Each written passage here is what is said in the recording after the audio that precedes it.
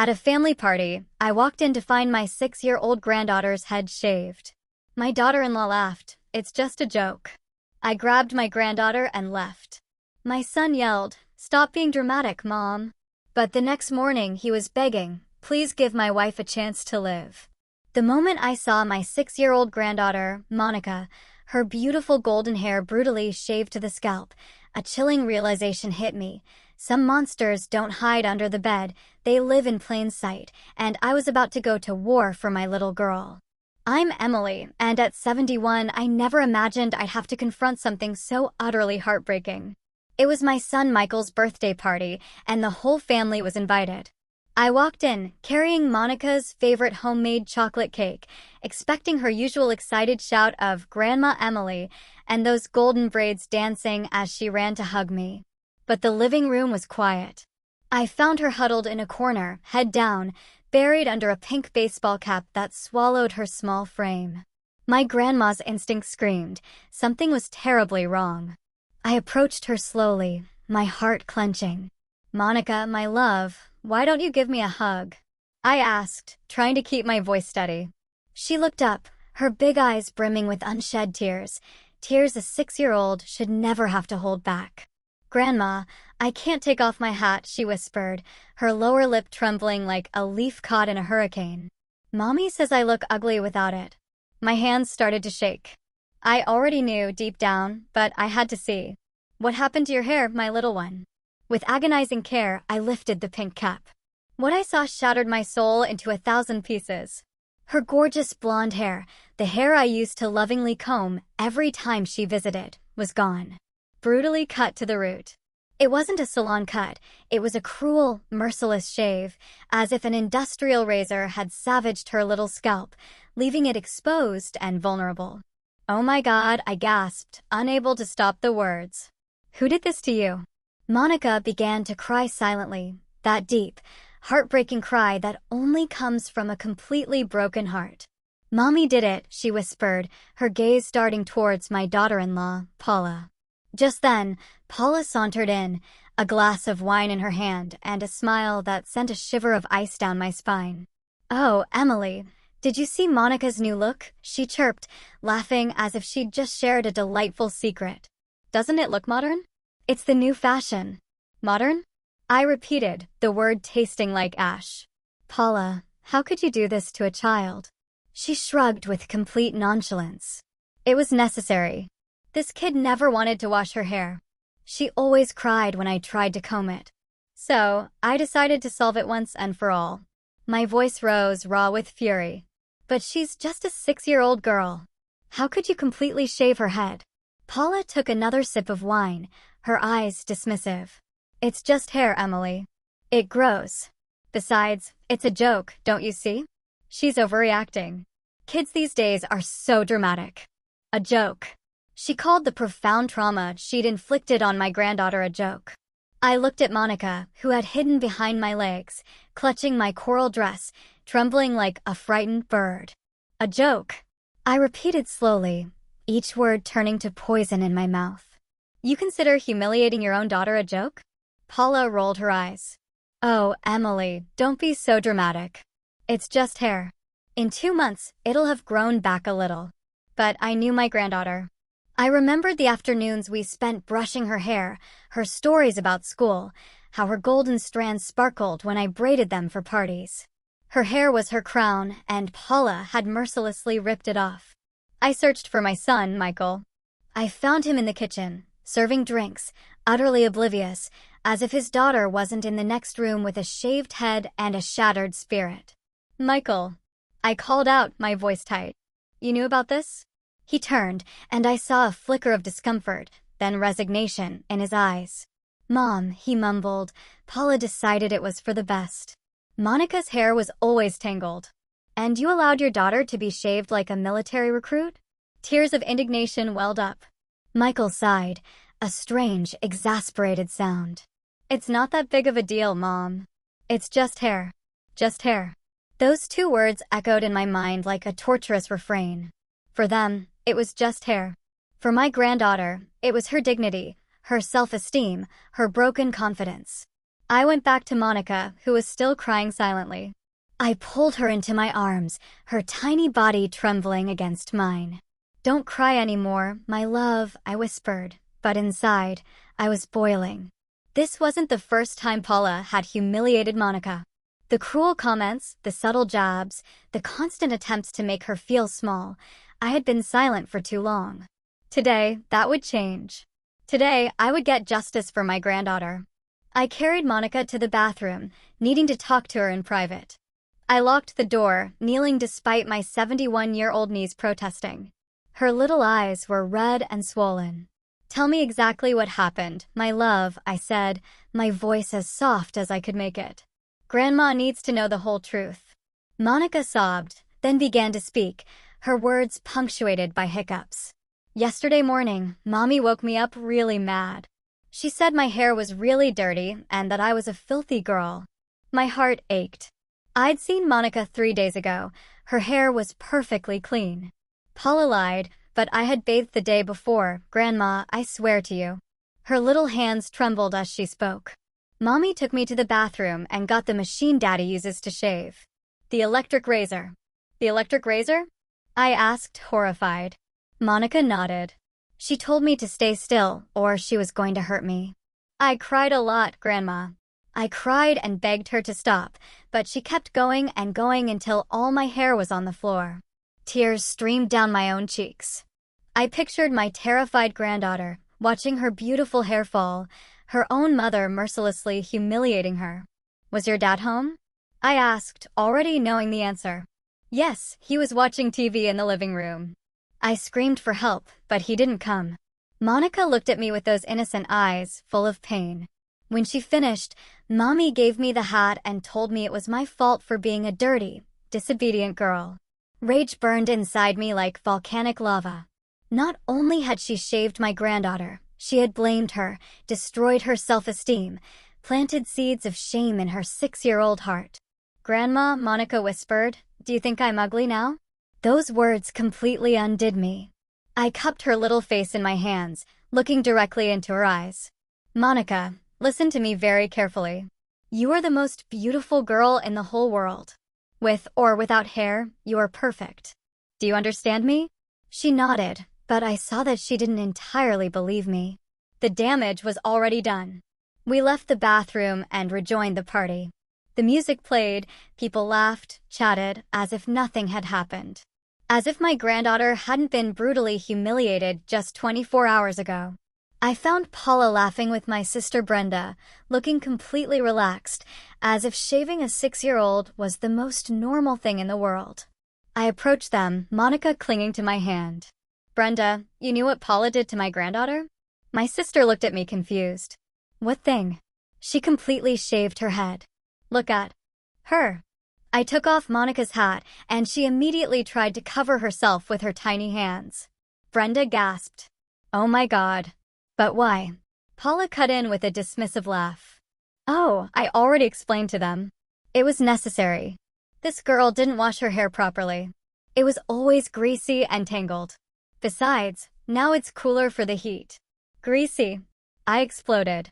"I myself washed her hair 3 days ago when she was at my house. It was perfectly clean." "Well, it got dirty really fast then," Paula replied calmly. "Kids are like that." Brenda looked at me wide-eyed. As a grandmother herself, she understood the magnitude of the horror. "Paula, this is too extreme. You could have cut her hair normally, not shaved her like a criminal." "It's just hair," Paula repeated like a broken record. "You guys are overreacting.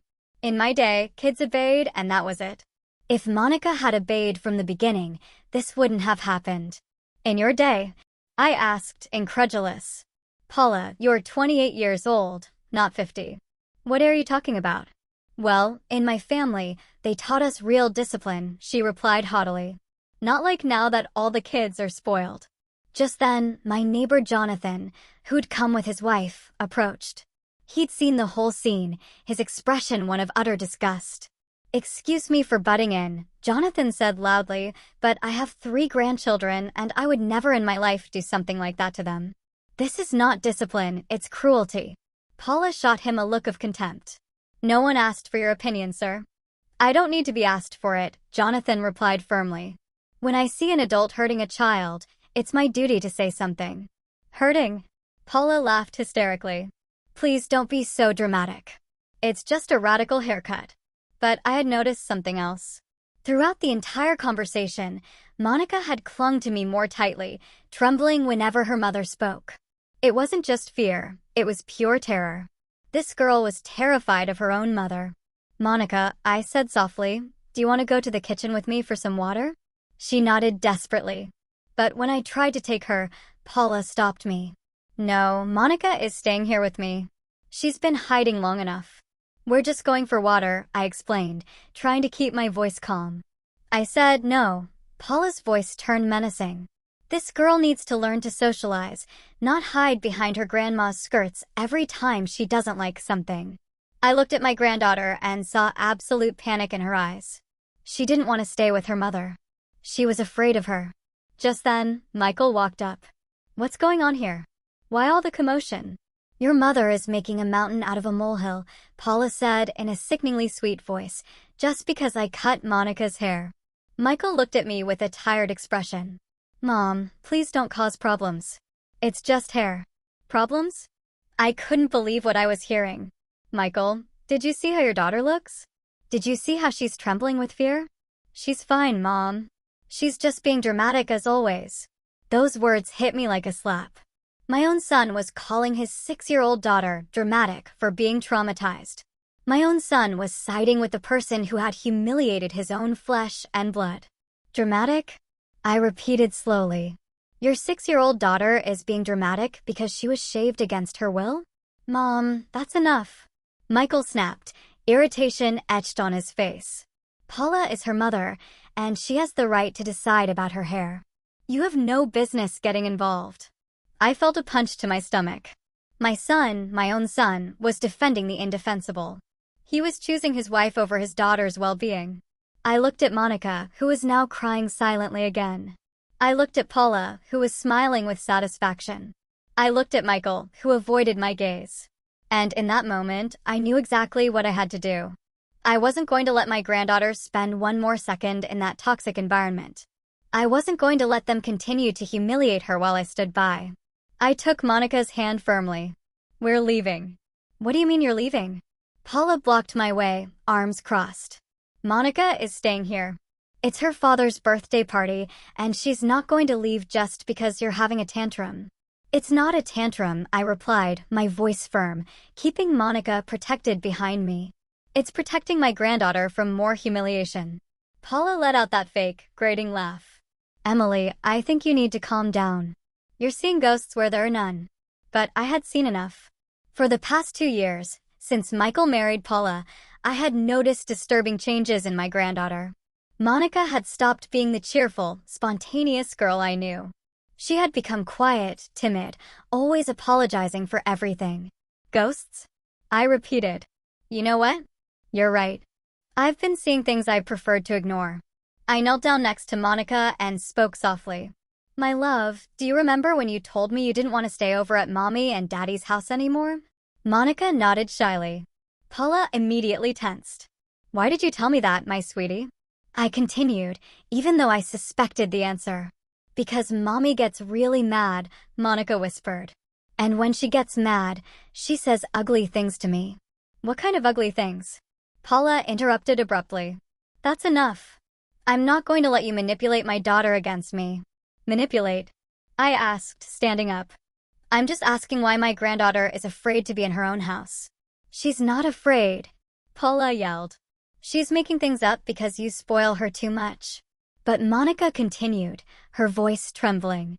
Mommy says I'm a bad girl. She says it's my fault Daddy doesn't love her as much as he used to. My blood ran cold. What else does she say to you, my love?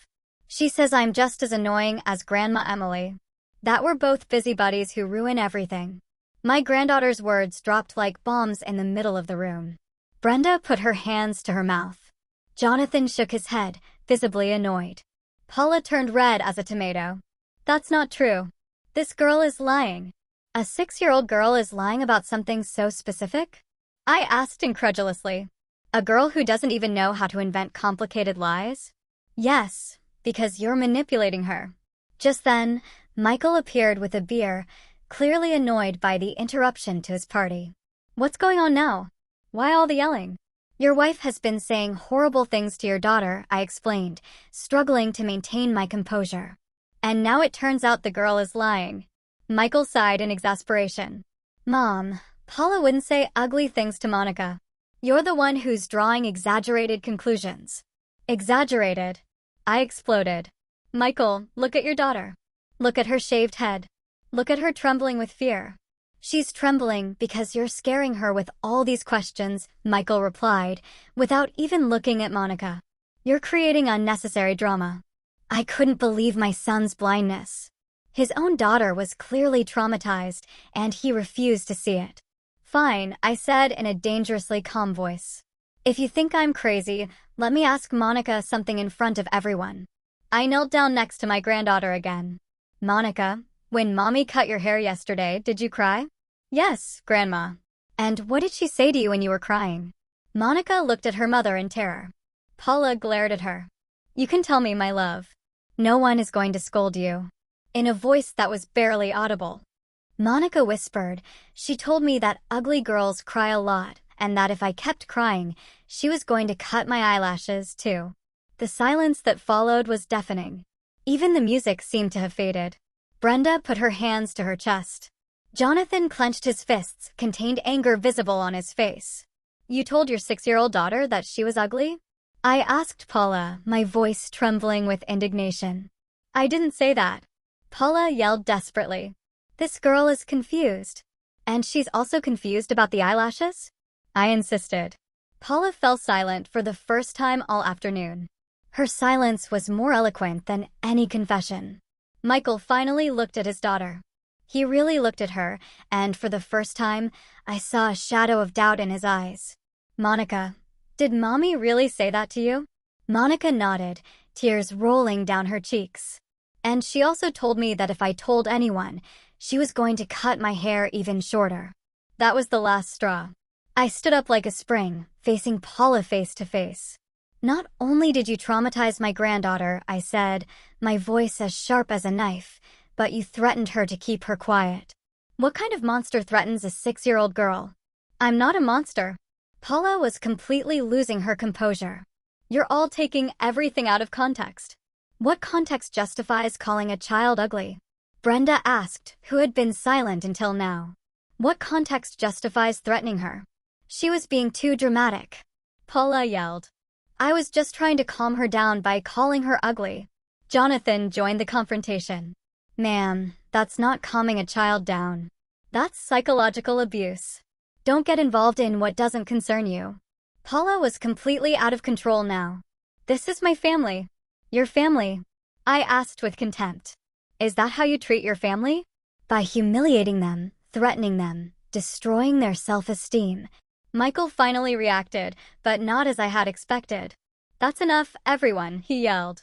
This is my house and my party. If you don't like how we raise our daughter, you can leave. My words were stuck in my throat. My own son was kicking me out of his house for defending his daughter. How we raise our daughter? I repeated slowly.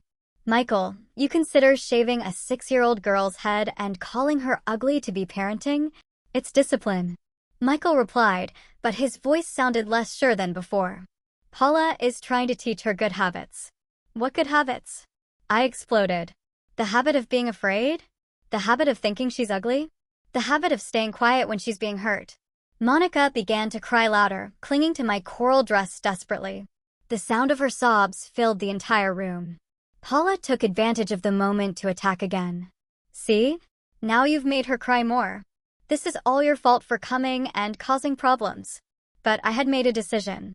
I looked my son directly in the eyes and told him with all the coldness I could muster, Michael, if you consider defending your daughter to be causing problems, then you clearly don't know me at all.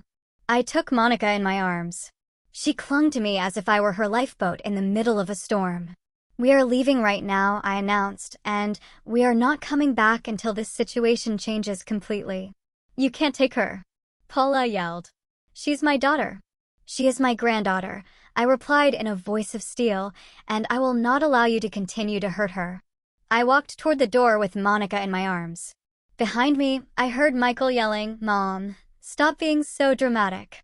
You're overreacting to everything." Dramatic. That word followed me to the door. My granddaughter was traumatized, humiliated, and threatened. But I was the dramatic one for protecting her. I left that house with my granddaughter in my arms, swearing to myself that I would never again allow anyone to hurt her, no matter the price I had to pay. The ride to my house was the most silent of my life. Monica had fallen asleep in the back seat, emotionally exhausted. Every time I looked at her in the rearview mirror, my heart broke a little more. Her little shaved head looked so vulnerable, so helpless. When we got home, I carefully carried her to my bedroom, the same one she'd slept in countless nights when she was smaller. I put her to bed, took off the pink hat, and gently stroked her head. Her skin was irritated where the razor had been too aggressive. "Grandma," she murmured without opening her eyes, "can I stay with you forever?" Those words destroyed me. A 6-year-old girl shouldn't prefer to live with her grandmother over her own parents. That only happened when the home wasn't safe. "Of course, my love," I whispered, even though I knew it was legally impossible. "You will always be protected here." Monica fell into a deep sleep. I stayed watching her, remembering all the signs I had ignored over the past 2 years. The behavioral changes, the fear in her eyes when Paula scolded her, how she had become so quiet and obedient. How had I not seen it before? How had I allowed my granddaughter to suffer in silence for so long? My phone began to ring. It was Michael. I let it ring. He called back immediately, and again and again. Finally, I answered. "What do you want, Michael?" "Mom, you have to bring Monica back right now." His voice was authoritative, as if I were an employee who had disobeyed orders. "No," I replied simply. "What do you mean, no?" "She's my daughter, Mom. You can't just take her like that." "Your daughter." I laughed bitterly. "Since when do you act like she's your daughter? You've been letting your wife mistreat her for 2 years. Paula doesn't mistreat her. She's just strict." My voice became dangerously calm. "Your wife shaved your daughter's head, called her ugly, threatened her, and has been psychologically traumatizing her for months. Is that being strict? You're overreacting to everything, as always." "As always." Those 2 words made me see red. As always? When have I ever overreacted about something that has to do with my granddaughter's well-being? Michael was silent for a moment. "Mom, just bring her back. We can talk tomorrow."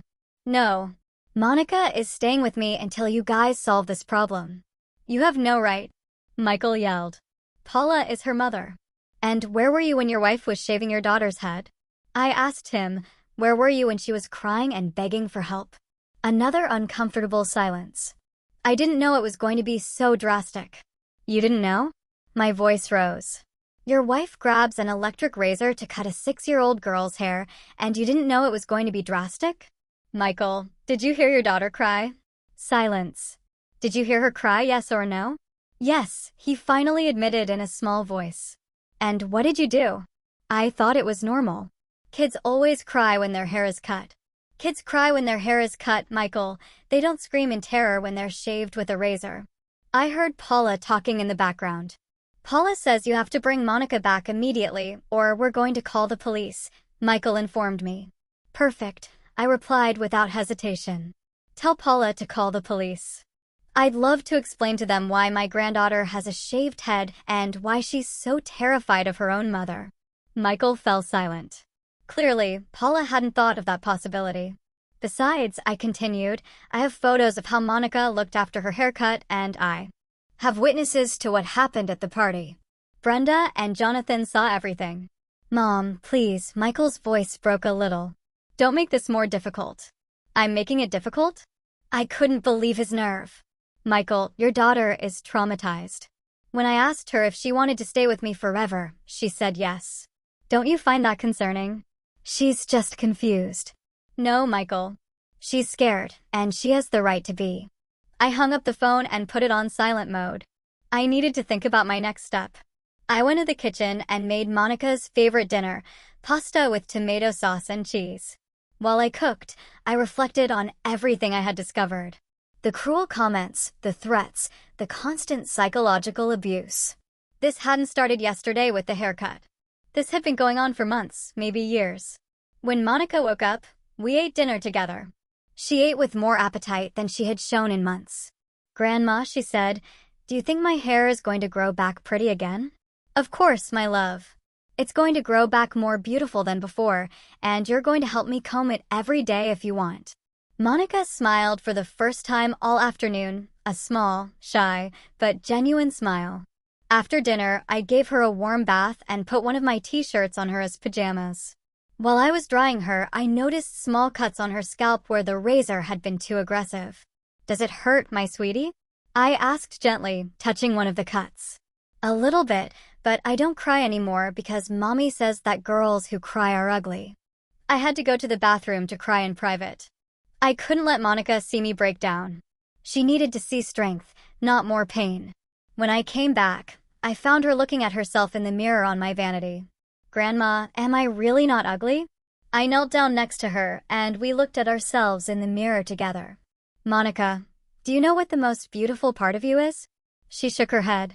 "Your heart, your smile, the way you hug me, the way you take care of your dolls. That's what makes you beautiful, not your hair." "But Mommy says that girls without pretty hair are ugly." "Mommy is wrong, my love. There are many beautiful women who have short hair or no hair at all." I showed her photos on my phone of famous actresses with very short hair. Her little eyes lit up a bit. "They are pretty too. Very beautiful, and so are you." That night, Monica slept with me in my bed. She snuggled against my chest like a scared kitten. Every time she moved in her sleep, she would murmur, "No, Mommy, please," or "I'm sorry. I'm sorry." Even in her sleep, my granddaughter was still apologizing. That was the longest night of my life. I stayed awake listening to her nightmares, stroking her shaved head, silently promising her that I would never again let anyone hurt her. At 3 a.m., my phone vibrated with a message from Michael. "Mom is very upset. She says that if you don't bring Monica back early tomorrow, she's going to do something drastic. Please don't make things worse." I read the message and felt a chill. What kind of woman threatens to do something drastic over a 6-year-old girl? What kind of mother uses her own daughter as a blackmail weapon? At that moment, I knew this was much more serious than I had imagined. Paula was not just a strict or impatient woman. She was someone genuinely dangerous, and my granddaughter had been living with that person for 2 years. I woke up at 6 a.m., Monica still snuggled against my chest. During the night, she had had 3 different nightmares, and each time she woke up crying. I would comfort her until she fell back asleep. Her little hands clung to my nightgown as if she feared someone was going to take her away. My phone had 17 missed calls from Michael and 5 increasingly desperate text messages. The last one, sent at 5 a.m., said, "Mom, Paula hasn't slept all night. She's walking around the house like crazy. Please bring Monica back. I'm begging you." I carefully got up so as not to wake my granddaughter and went to the kitchen to make coffee. I needed to think clearly about what to do next. While the coffee was brewing, my phone rang again. This time it was Brenda. "Emily, how is the girl?" she asked, worried. "Better, but very traumatized." "Brenda, last night she had horrible nightmares. She was screaming and apologizing in her sleep." "Oh my God, this is much worse than we thought." "Worse how?" Brenda sighed deeply. "After you left yesterday, I stayed and talked with some cousins. It turns out that Monica told our cousin Veronica a month ago that her mommy punished her by cutting her hair a little bit each time she misbehaved." I felt as if I had been hit with a hammer. "What?" Veronica thought the girl was exaggerating, but now it all makes sense. Paula has been using Monica's hair as punishment for months, and no one told me anything? My voice rose dangerously. Veronica thought it was just kids being kids, you know how they are. But yesterday, when she saw Monica completely shaved, she realized the girl was telling the truth. I hung up the phone, my hands shaking with rage. It wasn't just the cut from yesterday. Paula had been psychologically torturing my granddaughter for months, using her hair as a punishment weapon. I went back to the bedroom and found Monica awake, sitting on the bed, hugging one of my pillows. "Good morning, my love. Did you sleep well?" She shook her head. "I dreamed that Mommy was cutting my eyelashes like she had said." I sat next to her and hugged her tightly. "That's never going to happen. Do you hear me?" No one is going to hurt you as long as I'm here. But I'm going to have to go back with Mommy? The question broke my heart because I didn't have a clear answer. Legally, Paula was her mother, and I had no custody rights. I'm trying to fix things so that you're safe, I said with all the honesty I could. I made Monica's favorite breakfast, pancakes with syrup and strawberries.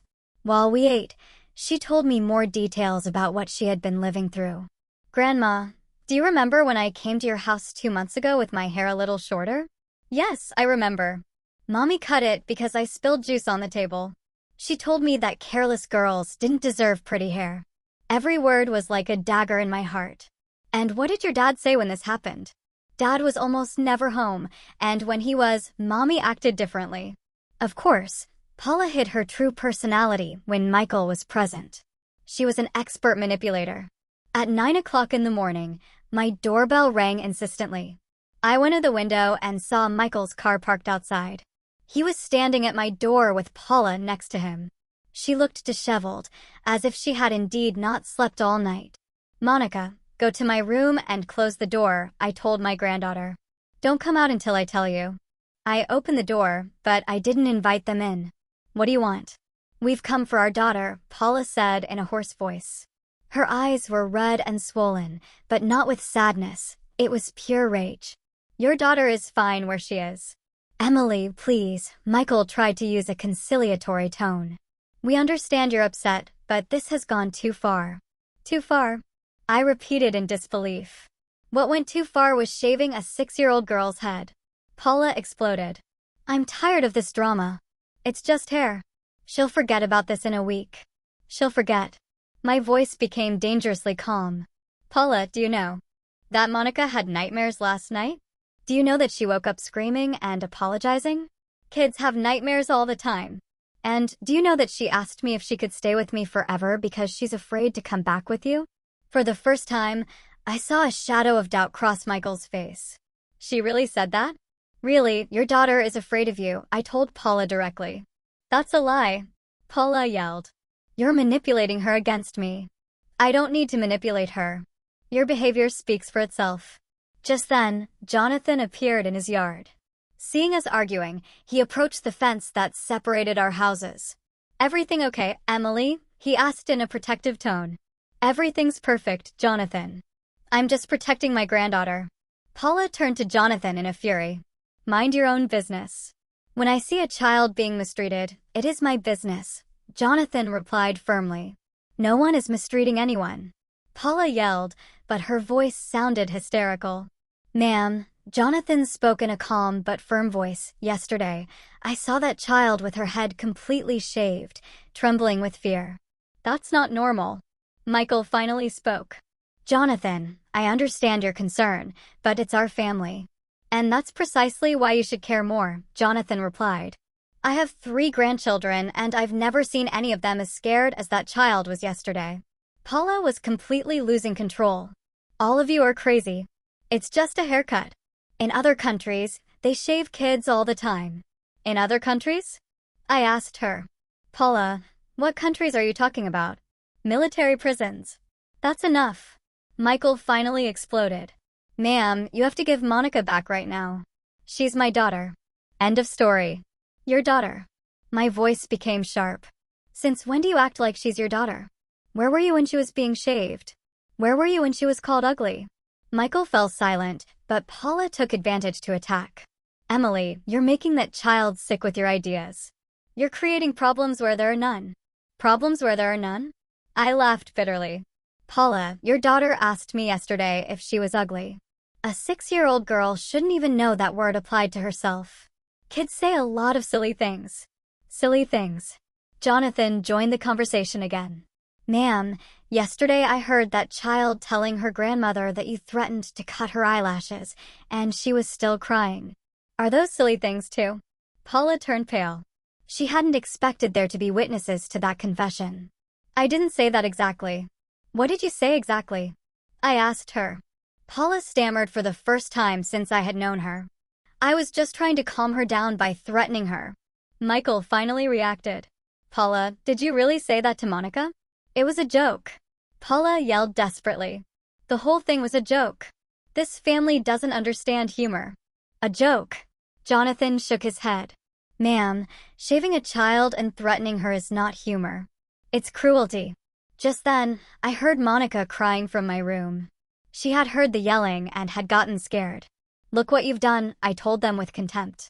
You've scared the child again. I went into the house and locked the door. I went straight to my room and found Monica hiding under the covers. Mommy is coming to take me, she asked in a trembling voice. No, my love. You're not going anywhere where you don't feel safe. But she's going to punish me later. Those words broke my soul. My granddaughter knew that she would eventually have to pay for having caused problems. Monica, listen to me very carefully. You haven't done anything wrong. None of this is your fault, and I'm going to do everything I can to keep you safe. Do you promise me? I promise you. Outside, the yelling continued. Michael and Paula were arguing with each other now, probably because Michael was finally realizing the magnitude of the problem.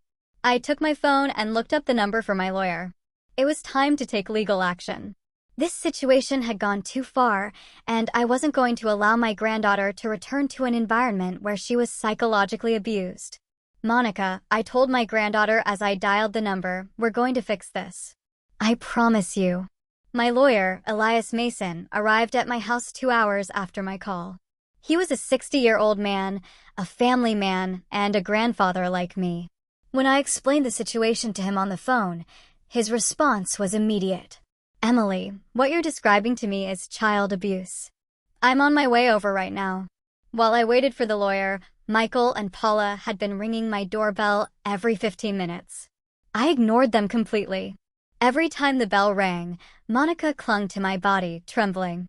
Grandma, they're going to force me to go, she asked me again and again. I'm doing everything I can to make sure that doesn't happen, my love. When Mr. Mason arrived, Michael and Paula were sitting on my front steps. Upon seeing the lawyer, they immediately stood up. Who is he? Michael asked with concern. My lawyer, I replied from the doorway. Mr. Mason, these are Monica's parents. The lawyer greeted them politely but maintained a serious expression. Sir, I understand there is a family dispute. Could you explain your version of events to me? Paula immediately began to speak breathlessly. Sir, my mother-in-law took my daughter without my permission. That's kidnapping. I want her back immediately. I understand, the lawyer said calmly. And what was Miss Emily's reason for taking the child? Michael and Paula looked at each other nervously. It was a misunderstanding, Michael finally said.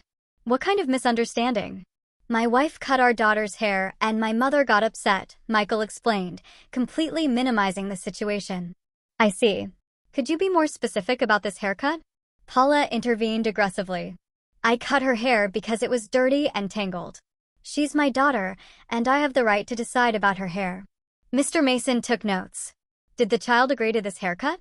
She doesn't have to agree. She's 6 years old. Paula yelled. I understand. Could you show me the child? Emily won't let us see her. Paula was losing patience. The lawyer looked at me. Miss Emily, could you show me your granddaughter? I went to get Monica. When she came out of the house holding my hand, I heard Mr. Mason inhale sharply. The completely shaved head of my granddaughter with the small visible cuts was shocking. Good morning, Monica, the lawyer said in a soft voice. I'm Mr. Elias. Could you tell me how you feel? Monica hid behind my legs, but replied in a low voice. I'm scared. Scared of what, my child? That mommy will punish me for making everyone angry. Mr. Mason looked at Paula sternly. The child is often afraid of being punished.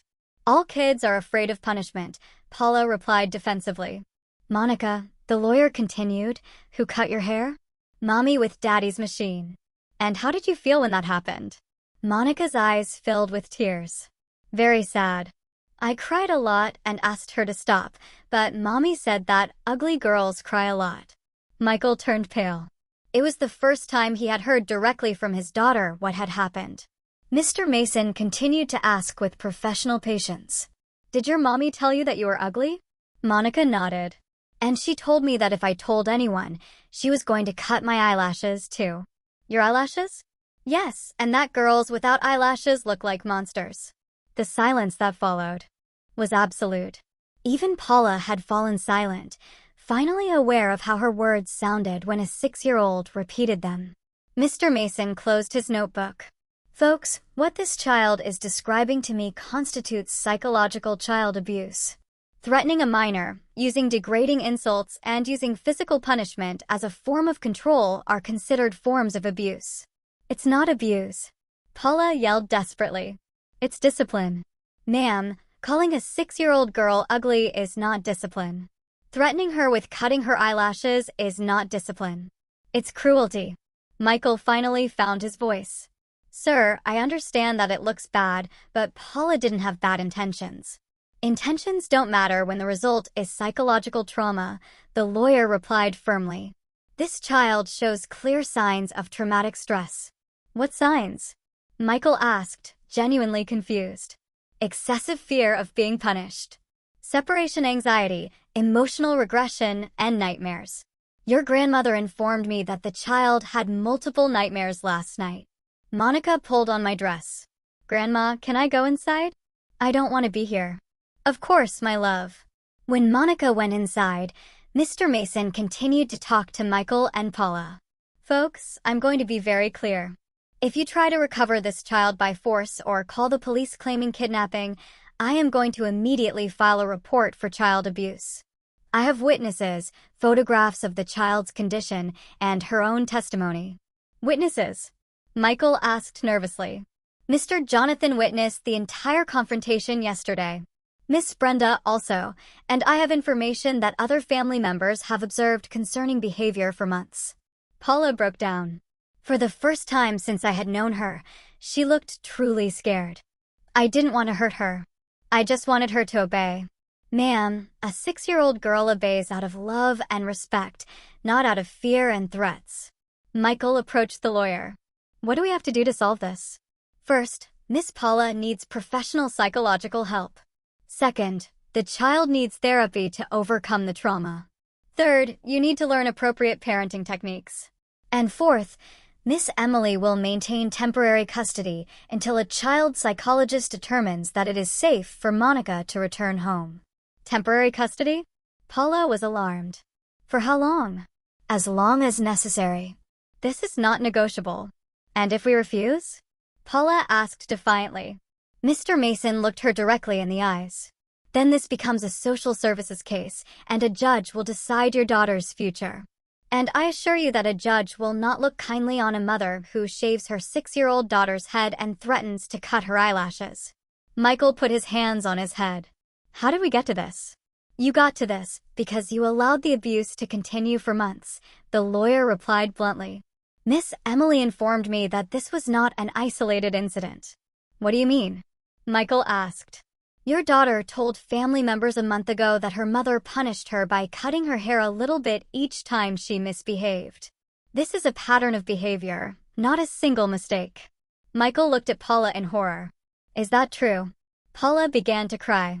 I thought it was a good way to teach her that actions have consequences. Cutting her hair as punishment? Michael was beginning to understand the magnitude of the problem. Mr. Mason intervened. Folks, I have to go, but I want to make the next step very clear. Monica is staying with her grandmother until further notice. You will seek professional help immediately, and any attempt to contact the child without supervision will be considered a violation of the conditions. After the lawyer left, Michael and Paula stood on my front steps like zombies. Finally, Michael spoke. Mom, can we see Monica for 5 minutes, just so she knows we're not mad at her? I considered the request. You can see her, but I will be present the whole time. And at the first sign that you're scaring her, you're leaving. I went inside to get Monica. My love, your dad and mommy want to say goodbye to you. Are you okay with that? Monica nodded nervously. Are they going to be mad at me? No, my sweetie. They just want to say goodbye. We went out together. Michael knelt down to Monica's level with tears in his eyes.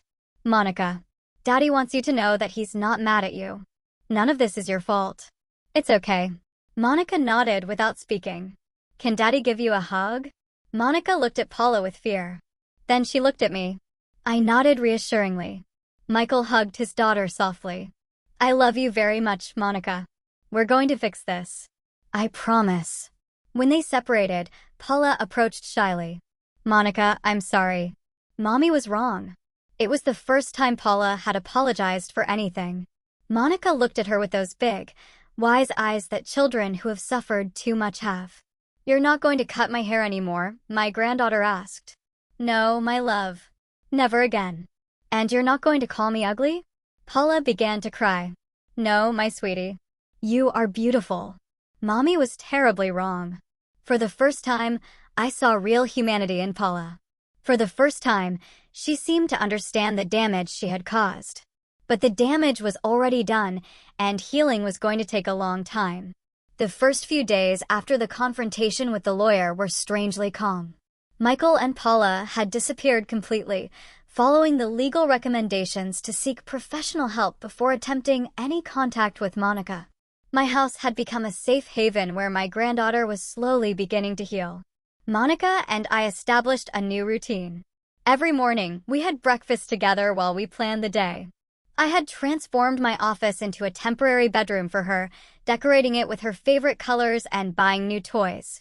I wanted her to feel at home, not like a temporary guest. Grandma, she told me one morning while we were having breakfast, my hair has grown a little bit. I went to examine her little head. Indeed, a soft golden fuzz was beginning to appear. Yes, my love, it's growing. Do you want me to put a special cream on it to make it grow faster? Her little eyes lit up. Does that cream really exist? Of course it does. And there were also special vitamins for hair. It was a lie, of course, but I bought organic coconut oil and children's vitamins. Every night, we turned massaging the oil into her scalp into a special ritual. She would sit in front of the mirror while I gently massaged her head, telling her stories about princesses who had also lost their hair because of evil witches, but who had gotten it back more beautiful than before. On the fourth day, my phone rang. It was Michael. Mom, how is Monica? Better. She's starting to smile again. Could I talk to her on the phone just for 5 minutes? I miss her so much. I looked at Monica, who was coloring at the kitchen table. Monica, your dad wants to talk to you on the phone. Do you want to? She stopped coloring and looked at me with uncertainty. Is Mommy going to talk to? No, just Dad, I assured her. Monica nodded and took the phone with her small hands. Dad, from where I was sitting, I could hear Michael's broken voice. Hello, my princess. How are you? Good. Grandma is taking very good care of me. She's massaging my head so my hair grows. I'm so happy to hear that. Daddy misses you very much. I miss you too, Daddy. When are you going to come see me? There was a long pause. Soon, my love. Daddy is learning new things to be a better dad. And Mommy? Another pause. Mommy is learning too. She loves you very much and is very sad for having hurt you. Monica was pensive. Is Mommy really sad? Very sad. She cries every day because she realizes she was wrong. But she's not going to be mean to me anymore? No, my princess. Never again. After the call, Monica was quiet for a while. Finally, she asked me, Grandma, do you think Mommy is really sad? I think so, my love. Sometimes we adults do very ugly things because we don't know how to handle our feelings, but that doesn't mean what they did was okay. And what if Mommy really changes? It was a difficult question. Monica, real change takes a long time. It's not something that happens overnight. Like my hair. Exactly like your hair. It grows little by little, day by day. That same afternoon, I received an unexpected call. It was Dr. Veronica Herrera, a child psychologist that Mr. Mason had recommended. Miss Emily, I understand you have your granddaughter in temporary custody due to a situation of abuse. That's right, doctor. I'd like to schedule an evaluation with the child to determine the level of trauma and design a treatment plan. Would it be possible for you to come in tomorrow? Of course. Will Monica be comfortable? She gets scared easily with strangers now. I understand perfectly. I have a lot of experience working with children who have suffered trauma. My office is designed specifically for them to feel safe. The next day, I took Monica to her first appointment with the psychologist. The office was beautiful, full of colorful toys and storybooks. Dr. Herrera was a middle-aged woman with a genuine smile and a very soft voice. Hello, Monica. I'm Dr. Veronica, but you can call me Dr. V. Do you like to play? Monica nodded shyly, holding my hand. Do you want your grandmother to stay here with you while we play? Yes, please. For the next hour, I watched as Dr. Herrera worked with my granddaughter. It was not a session of direct questions, but a play session where Monica could express her feelings through dolls and drawings. At one point, Monica took a doll and began to cut its hair with toy scissors. What's happening to the doll? The doctor asked softly. Her mommy is punishing her because she misbehaved. And how does the doll feel? Very sad and ugly. The doctor took notes discreetly. Did the doll do something very bad? Monica thought for a moment. No, she just spilled water. And do you think spilling water deserves that punishment? I don't know. Mommy says it does. When the session ended, the doctor asked to speak with me in private while Monica played in the waiting room. Miss Emily, your granddaughter shows clear signs of psychological trauma. Her self-esteem is severely damaged, and she has a distorted perception of what behaviors deserve punishment. How serious is it? It's serious, but not irreversible. Children are very resilient.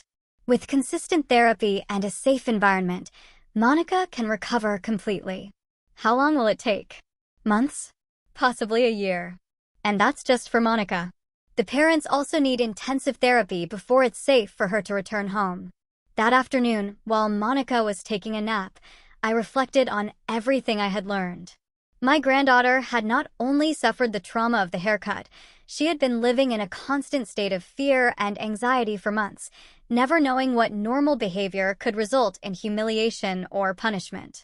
My phone rang. It was Brenda. Emily, how are things going? Better, but it's a slow process. The psychologist says it's going to take months. What about Michael and Paula? Michael has been calling every day to talk to Monica. He sounds genuinely regretful, but I haven't heard anything directly from Paula. Well, I have news about that. I ran into Paula's sister at the supermarket yesterday. And what did she tell you? That Paula is in intensive therapy. Apparently, she's going 3 times a week and is taking medication for anxiety. Medication? Yes. Apparently, she has impulse control problems that had never been diagnosed. The sister says Paula grew up in a very strict home where physical and psychological punishments were normal. That information made me think. It didn't justify what Paula had done, but at least it explained where her behavior came from. And how is Michael reacting to all of this? According to the sister, he's devastated. He realized that he had been ignoring signs for years. He's in individual therapy, and he's also going to parenting classes. That night, while I was reading a story to Monica before bed, she surprised me with a question. Grandma, do you think I'll ever be able to forgive Mommy? It was a very deep question for a 6-year-old girl. Do you want to forgive her? Monica thought for a moment. Sometimes I do, but sometimes I'm still scared. It's okay to be scared, my love. And it's okay not to be ready to forgive yet. But if I don't forgive her, am I a bad girl? No, my sweetie. Forgiveness is something you can only do when you feel ready and safe. You don't have to rush. And what if I never feel ready? Then you never have to do it. Forgiveness is a gift you give when you want to, not when others need it. Monica nodded, satisfied with my answer. She fell asleep peacefully that night, without nightmares, for the first time since she came to my house. But I stayed awake thinking about the future. What would happen if Paula really changed? What would happen if she didn't? Would Monica have to grow up divided between her love for her father and her fear of her mother? Only time would tell. But one thing was for sure. As long as I had a voice and a vote, my granddaughter would never again suffer in silence. 3 weeks after the incident, I received a call that would change everything. It was Mr. Mason, my lawyer, and his voice sounded worried. Emily, I need to see you urgently. Michael and Paula have filed a legal petition to regain custody of Monica. I felt as if I had been punched in the stomach. Can they do that? Legally, yes. They argue that they have been following all the therapeutic recommendations and that they have met the requirements. In addition, Paula has been officially diagnosed with intermittent explosive disorder and is under medical treatment. What does that mean? It means they're going to argue that her behavior was the result of an undiagnosed medical condition and that now that she's being treated, she doesn't pose a danger to Monica. I hung up the phone with my hands shaking. Monica was in the yard playing with her new dolls, completely unaware of the storm that was approaching. Her hair had started to grow noticeably, forming a soft, golden fuzz that shone in the sun. She no longer looked like the shaved, traumatized child from a month ago. That afternoon, Mr. Mason came to my house to explain the legal situation in detail. The judge has ordered a complete family evaluation. This includes interviews with everyone involved, psychological evaluations of the parents, and an evaluation of the home environment. And what about Monica? Dr. Herrera will have to present a report on Monica's progress and her current mental state. Her opinion will be crucial for the judge's decision. When is the hearing? In 2 weeks. Only 2 weeks to prepare the case that would determine my granddaughter's future. I felt overwhelmed. The next day, Michael called to ask to see me in person. I agreed, but on the condition that it was just him. When he arrived at my house, he looked completely different. He had lost weight, had deep dark circles under his eyes, and his posture was that of a defeated man. "Mom, I need to talk to you." "Sit down," I said dryly. Michael sat on the edge of the sofa, nervous. "I know you're mad at me." "Mad?" I laughed bitterly. "Michael, I'm not mad. I'm disappointed. There's a huge difference." "I understand. And you have every right to be." "Do I really?" "After 3 weeks, you finally understand that your daughter was being mistreated under your own roof." Michael lowered his head. "I've been in therapy, Mom. I'm starting to understand a lot of things that I ignored." "Like what?" "Like the fact that Monica had changed completely in recent months. She had become so quiet, so timid. I thought it was a normal phase." "A normal phase?" My voice rose. "Michael, your daughter was terrified of her own mother." "I know that now, but at the time, I was so focused on keeping the peace at home that I ignored all the signs." "Keeping the peace?" I looked at him in disbelief. "What peace, Michael?" "The peace of ignoring that your wife was traumatizing your daughter." Michael began to cry. It was the first time I had seen him cry since he was a child. "Mom, I was a coward. I was afraid to confront Paula because when I did, she got worse. So, I decided it was easier to pretend that everything was fine. And meanwhile, your daughter suffered in silence." "Yes, and that's going to haunt me for the rest of my life."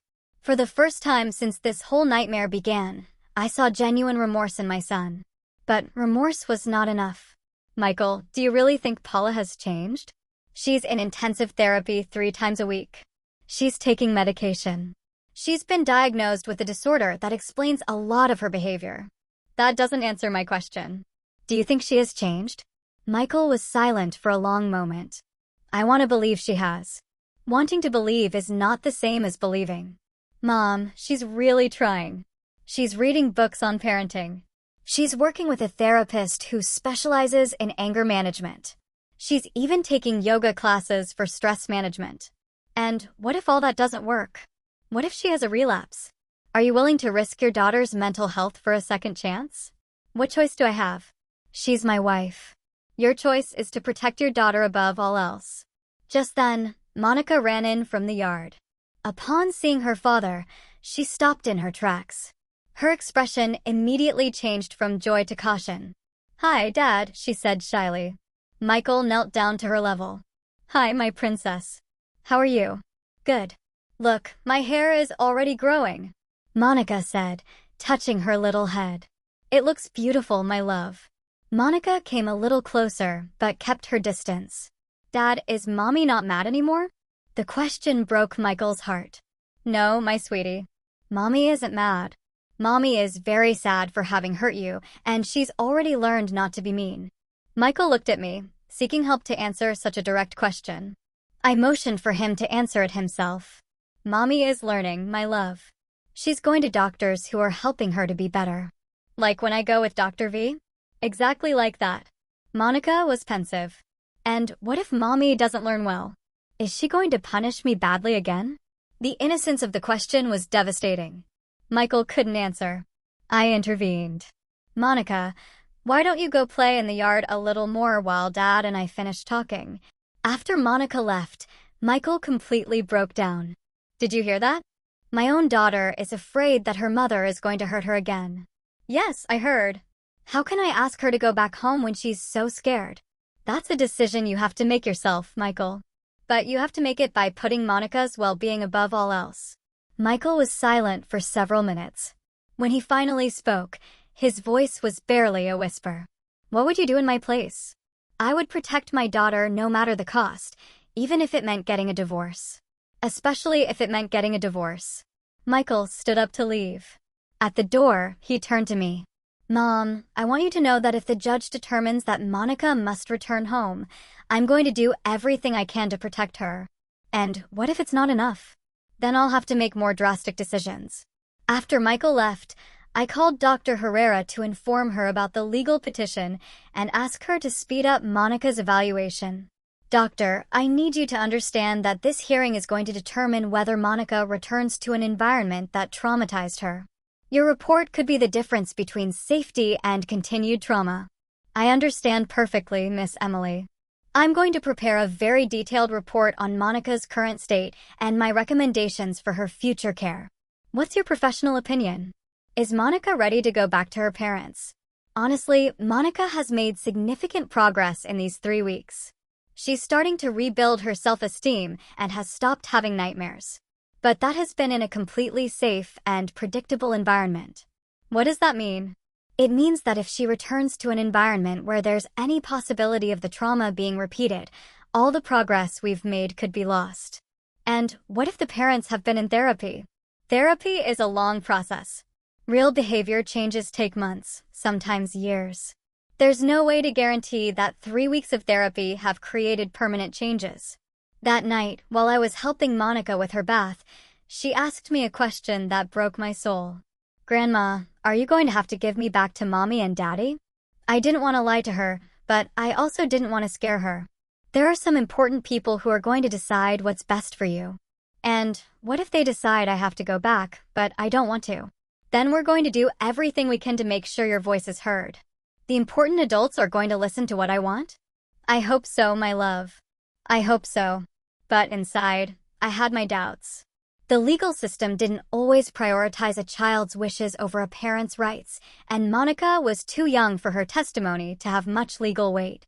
I only had 2 weeks left to prepare for the most important case of my life, my granddaughter's future. The day of the hearing arrived too soon. I woke up at 5 o'clock in the morning with a stomach full of nerves. Monica was still sleeping peacefully in my bed. Her hair had grown enough to form small golden curls that framed her sweet face. She no longer looked like the shaved, traumatized child from a month ago. While I was making breakfast, my phone rang. It was Dr. Herrera. Miss Emily, I wanted to call you before the hearing. I have completed my evaluation and my recommendation is clear. Monica should not return to her parents' home at this time. I felt a huge sense of relief. What did you find in your evaluation? Monica still shows signs of post-traumatic stress when returning home. Yesterday, during our last session, I asked her how she would feel if she had to go back to her parents, and she began to tremble. And what did you recommend? Extended temporary custody with you for at least 6 more months, with gradually increased supervised visits if the parents continue to show progress in therapy. When Monica woke up, I noticed that she was quieter than usual. At breakfast, she barely touched her favorite pancakes. What's wrong, my love? Grandma, today is the day the important people are going to decide. Yes, my sweetie. I have to talk to them. Only if you want to. No one is going to force you. Monica was pensive. I want to talk to them. I want to tell them that I like being with you. Are you sure? You don't have to do it. I'm sure. I want them to know that I don't have nightmares here anymore. The courtroom was full when we arrived. Michael and Paula were sitting on the opposite side of the room with their lawyer. When Paula saw me walk in with Monica, she turned pale.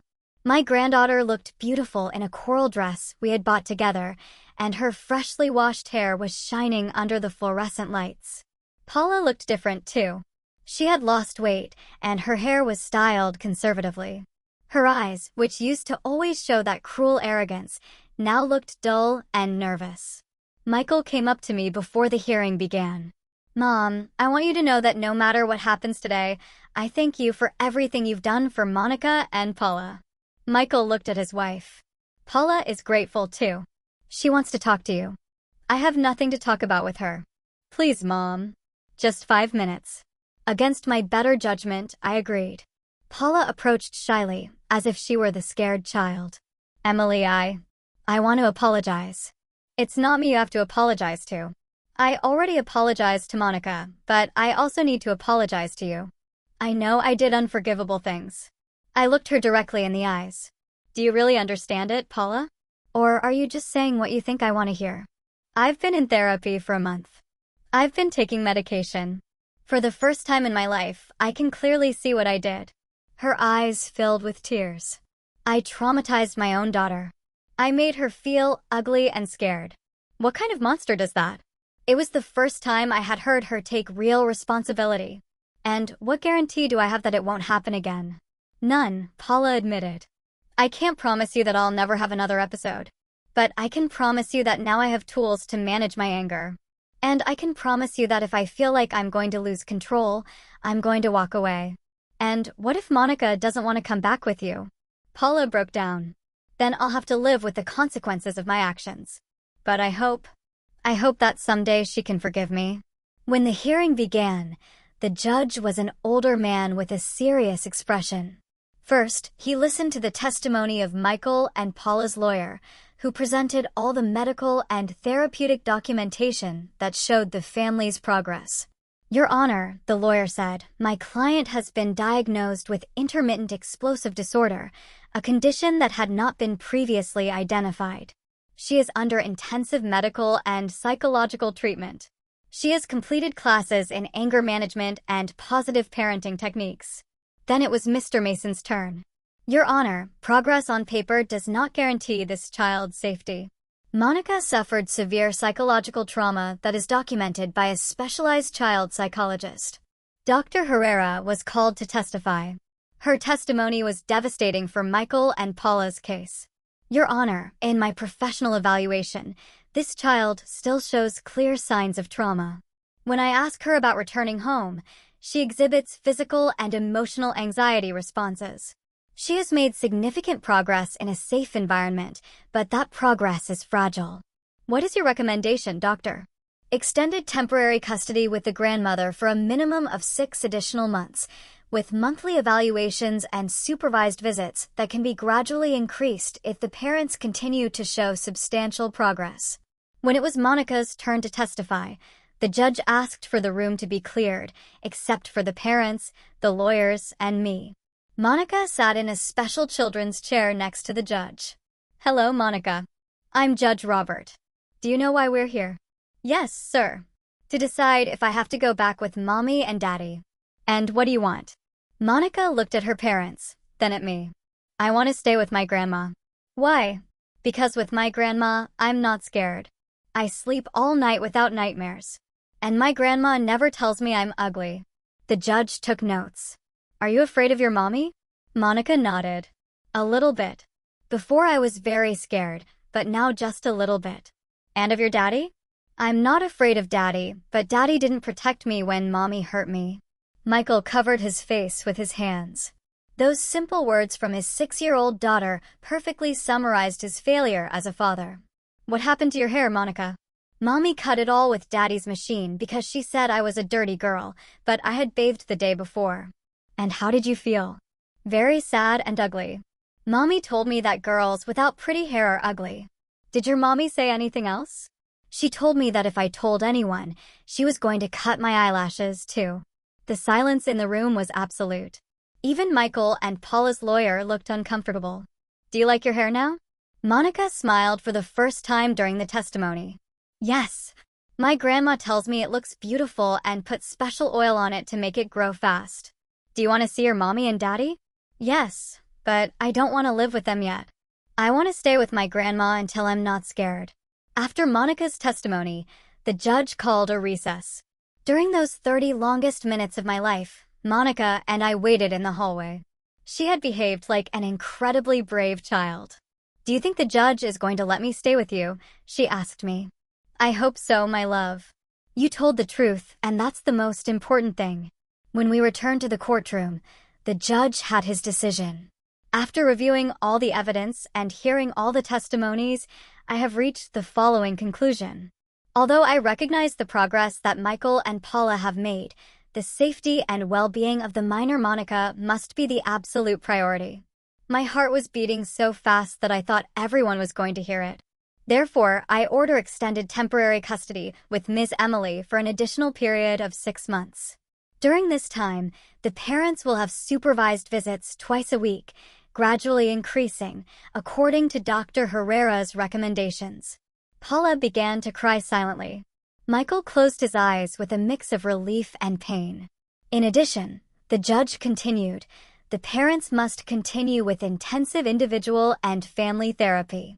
There will be monthly evaluations and any incident that puts the minors well. Being at risk will result in the immediate termination of all visitation rights. When we left the courthouse, Monica took my hand and looked at me with those wise eyes that had seen too much for her age. Grandma, does this mean I'm going to be safe? Yes, my love. This means you're going to be safe. That night, as I tucked Monica into bed, she asked me one last question. Do you think I'll ever be able to live with Mommy and Daddy again? I don't know, my sweetie. But I do know that when that day comes, if it comes, you'll be ready and you'll be safe. And you'll always be my protected girl. Always, my love. No matter what happens, I will always protect you.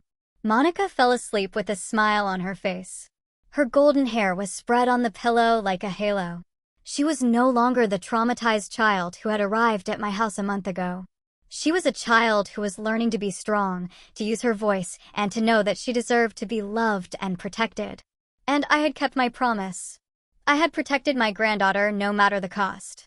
Sometimes love requires courage.